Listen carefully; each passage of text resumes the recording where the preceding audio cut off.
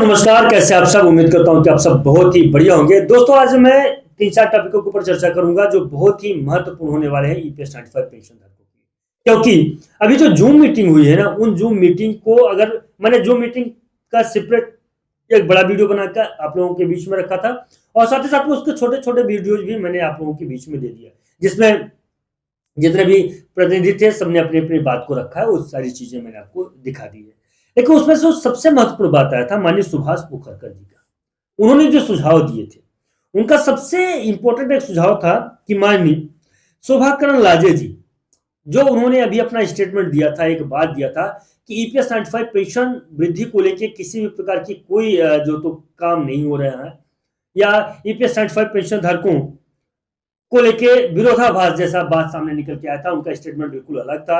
माननीय कमांडर अशोक राव जी ने कुछ और कहा था या मीटिंग में कुछ और बातें हो रही थी, चाहे श्रम मंत्रालय की बात हो, चाहे वित्त मंत्रालय की बात हो या कहीं और भी, जो माननीय कमांडर अशोक राव जी बात कर रहे थे। बिल्कुल जब सदन में इस प्रकार की बातें, जब प्रश्नोत्तर हुआ तो उसमें जो जानकारी निकल के आई थी, तो यही जानकारी निकल के आई थी कि ईपीएस 95 पेंशन वृद्धि संबंधित किसी भी मुद्दे पे अभी विचार नहीं किया जा रहा है, अभी बढ़ाया नहीं जा रहा है या आगे जो तो इस प्रकार से अभी कुछ नहीं है। आगे भविष्य में अगर ऐसा कुछ होता है तो फिर देखा जाएगा। ये बात सामने निकल के आई थी। जो तो अभी इस पे कोई चर्चा नहीं चल रही थी। अब ये विरोधाभास को लेके ईपीएस 95 पेंशन धारक भी जब इस चीज को सुने थे तो काफी ज्यादा सदमे में आ गए थे कि भाई हम इतना जो तो संघर्ष कर रहे हैं, तकरीबन 8-10 सालों से पेंशनर्स का लगातार आंदोलन चल रहा है। दिल्ली के जंतर मंतर पे कई बार आंदोलन हो चुका है।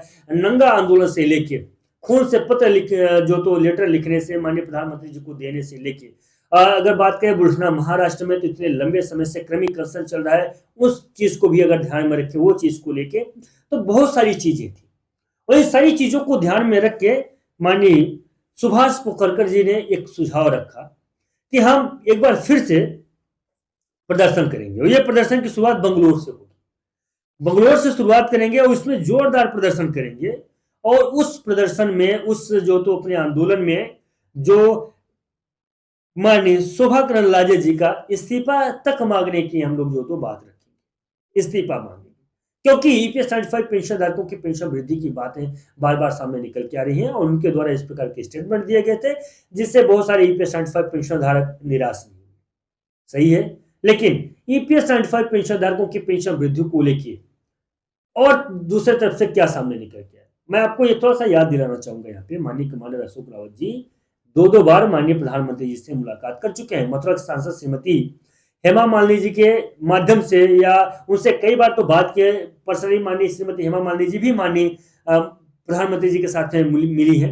उनसे माननीय कमांडर अशोक राव जी कई बार उनसे मिल चुके हैं। उन्होंने दो बार माननीय प्रधानमंत्री जी से मिलवाया ताकि ईपीएस 95 पेंशन धारकों की पेंशन में वृद्धि हो सके। तो ये जो तो इस्तीफा मांग एक बड़ा जो तो अगर मान लीजिए इस प्रकार के आंदोलन करते हैं ईपीएस 95 पेंशन धारक या एनएसी के जितने भी लीडर्स हैं करते हैं, तो ये बहुत बड़ा आंदोलन बनेगा यहाँ पे और ईपीएस 95 पेंशन धारकों के लिए कोई बड़ा जो तो अपडेट सामने निकल के आ सकता है। क्योंकि ईपीएस 95 पेंशन धारक कई बार शांतिपूर्ण तरीके से दिल्ली के जंतर मंतर पे पहुंच चुके हैं, दिल्ली के जंतर मंतर पे भी आंदोलन कर चुके हैं, माननीय प्रधानमंत्री जी से भी मिल चुके हैं, जेल भरो आंदोलन कर चुके हैं, बहुत सारे आंदोलन किए हैं, नंगा आंदोलन किए हैं, खून से पत्र लिख के दिए हैं और भी बहुत सारे आंदोलन हैं। ईपीएफओ कार्यालय के सामने आंदोलन कर चुके हैं, सीबीटी की जो बैठक होती है उसके कार्यालय के सामने आंदोलन कर चुके हैं, सीबीटी के मेंबर्स के साथ में मिल चुके हैं, पार्लियामेंट के जितने भी मेंबर्स हैं, एमपीज हैं, सबको पत्र दिया, सबको ज्ञापन दिया, सबके माध्यम से जो तो सदन में भी कई बार आवाज उठी गई। तो सारी चीजों को ध्यान में रखने के बाद